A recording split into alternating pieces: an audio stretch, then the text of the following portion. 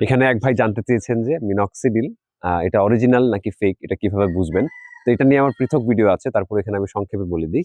তো মিনক্সিডিলের মানে প্রথমে হচ্ছে যেটা অর্ডার, মানে স্মেলটা আপনার দেখা যায় খুব তীব্র অ্যালকোহলিক টাইপের হয়।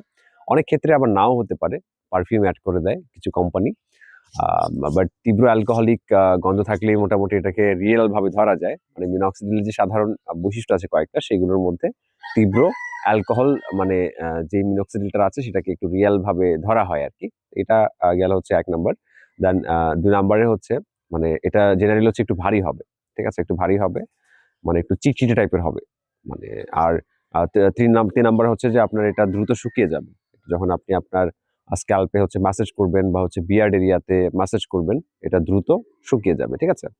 আর পিএইচ যাদের হচ্ছে এরকম প্যারামিটার আছে টেস্ট করার জন্য, তো পিএইচ ব্যালেন্সটা হচ্ছে ৫ থেকে হচ্ছে ৭ এর মধ্যে থাকবে আরকি। এর মানে কম হলে তো খারাত্ব থাকে। দেন অলমত্ব থাকে যদি আপনার ৭ এর উপরে যায়, তো সেটা আপনার স্কিনের জন্য ক্ষতিকর হতে পারে।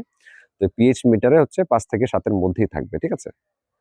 জেনারেল হচ্ছে এই বিষয়গুলো ঠিক থাকলেই মানে মোটামুটিভাবে মিনক্সিডিলটাকে আ মা ভালো ধরা যায় আরকি। কিছু মিনক্সিডিল আবার দেখা যায় একটু দেরিতেও শুকাতে পারে। ১০-২০ মিনিটও শুকাতে পারে। তো সেটা এইজন্য যে সেটা খারাপ সেটা বলা যায় না। আ একমাত্র ল্যাব টেস্ট ছাড়া নির্ভরযোগ্যভাবে বলার আসলে সুযোগ নাই যে কোনটা আসল কোনটা নকল। কারণ নকল মিনক্সিডিলের মধ্যেও আসলে এই বৈশিষ্ট্যগুলো কিছু বিদ্যমান থাকে। যেগুলো বললাম এগুলোর মেক্সিমাম গুলো থাকলে সেই ক্ষেত্রে ধরা হয় যে মিনক্সিডিলটা আসল। আর না হলে সেটা ফেক ও হতে পারে। ধন্যবাদ।